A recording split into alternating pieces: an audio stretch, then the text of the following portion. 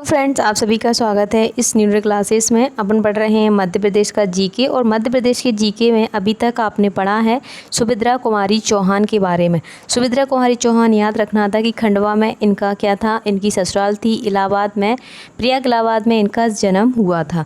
तो इसमें सिर्फ आपको कविताएँ याद रखनी है। इनके द्वारा लिखा गया था वीरों का कैसा हो, बसंत, मुगल, त्रिधारा, बिखरे मोती, सीधे साधे चित, बहुत इंपॉर्टेंट है। ये सारी चीज़ें आपको याद रखनी है।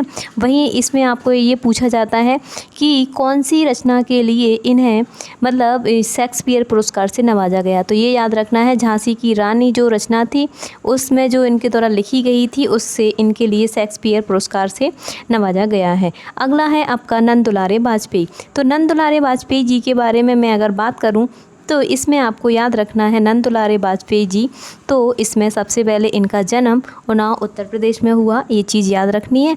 बस इतना भी याद रख लेते हो। इसमें से आपकी ज़्यादा रचना इम्पोर्टेंट नहीं है। तो ये इसमें ये पूछा गया है राष्ट्रीय भाषा की कुछ समस्याएं, ये याद रखना है। 20वीं शताब्दी आधुनिक साहित्य, ये याद रख लेना है, ठीक है। इसके बाद शिव मंगल सिंह सुमन। शिव मंगल सिंह सुमन भी उत्तर प्रदेश से बिलोंग करते थे।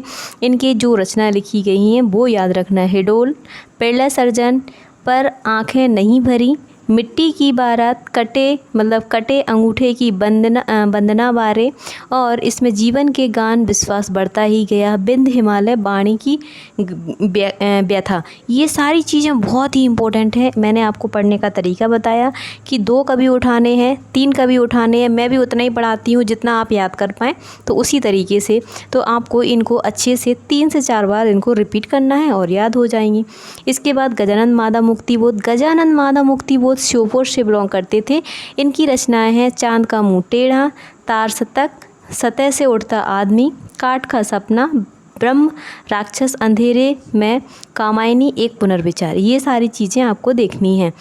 वहीं अगर बात करते हैं भवानी प्रसाद मिश्र की, तो भवानी प्रसाद मिश्र जो है होशंगाबाद से बिलोंग करते हैं। इनका जन्म हुआ होशंगाबाद में। इनकी जो रचना है गांधी पंचसती, गीता पुरोष, दूसरा सप्तक, चकित है दुख, अंधेरी कविताएं, भुनी हुई रस्सी, सूखे खुशबू के शिलालेख, अनाम तुम आते हो, नीली रेखा तक। ये सारी रचनाएं याद रखनी है। इसमें आपसे पूछा जाएगा 1942 में भारत छोड़ो आंदोलन में भाग लेने वाले कवि। तो इसमें याद रखना है भवानी प्रसाद मिश्र। इसके साथ आपको ये चीज़ें याद रखनी है। कल्पना नामक जो मासिक पत्रिका थी 1942 में, जो भारत छोड़ो आंदोलन चल रहा था उस टाइम पर इनके द्वारा लिखी गई है। ये चीज़ पूछी गई है। अगला है हरिशंकर परसाई। हरिशंकर परसाई जी के बारे में पता है, ये व्यंग कवि के रूप में जाने जाते हैं। तो इसमें होशंगाबाद इनको याद रखना है। इनकी रचनाएं जैसे तट की खोज, बहुत इंपॉर्टेंट है। तट की खोज और इस पर रानी रांगफनी की कहानी, हंसते हैं रोते हैं, निठल्ले की डायरी, सदाचार का ताबीज, भूत के पांव पीछे। तो ऐसे याद रख सकते हो कि सारी चीज़ों में व्यंग उत्पन्न हो रहा है। तो अब तो व्यंग कवि हरिशंकर परसाई। रचनाएं कैसे याद रखोगे? शंकर जी, जैसे शंकर जी की शादी हो रही थी पार्वती जी से, तो उस टाइम पर वो उनके द्वारा क्या क्या काम किए गए, मतलब जब उनकी शादी फिक्स हुई उस टाइम पर, तो वो एक तट की खोज करने निकल पड़े इस तरीके से। फिर वहाँ पर उनको एक नागफनी दिखी, तो जो हो गया आपका नागफनी की कहानी। फिर वो नागफनी देखकर क्या करने लगे, हंसे और फिर रोने लगे, हंसे और रोने, हंसते हैं रोते हैं।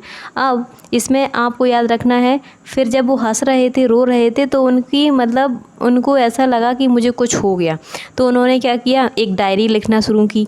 तो ऐसे याद रख सकते हो निठल्ले की डायरी। उसके बाद आप सोच सकते हो कि जब उन्होंने डायरी लिखी तो उनको अच्छा नहीं फील हुआ, तो उन्होंने एक ताबीज़ पहन लिया। तो उन्होंने सदाचार का ताबीज़ पहन लिया।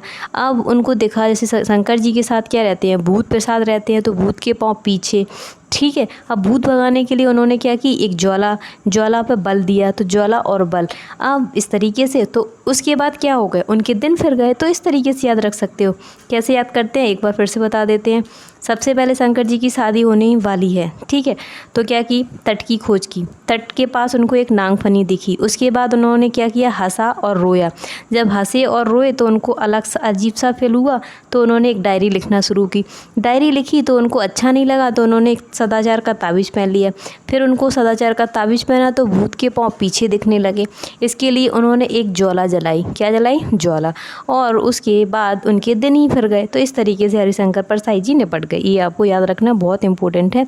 उन्होंने जबलपुर से वसुधा नामक पत्रिका का भी प्रकाशन किया। तो ये पूछा गया, वसुधा नामक पत्रिका का प्रकाशन हरिशंकर परसाई के द्वारा किस जगह से किया गया? तो यह याद रखना है आपको, जबलपुर से। शरद जोशी याद रखना है, ये उज्जैन से बिलोंग करते थे। इनकी भी रचना याद रखना है। तो परिक्रमा, इनकी रचना याद रखना है। क्या है इनकी रचना?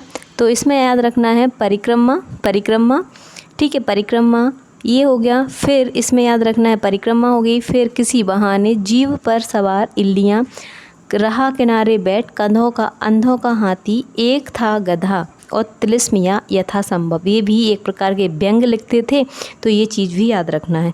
बाल कवि बैरागी के बारे में इनकी जगह याद रख लेना। ये मंदसौर से बिलोंग करते थे। इसके बाद अगर बात करते हैं तो बाल कवि बैरागी राज्यसभा में सांसद और मंत्री भी रहे हैं।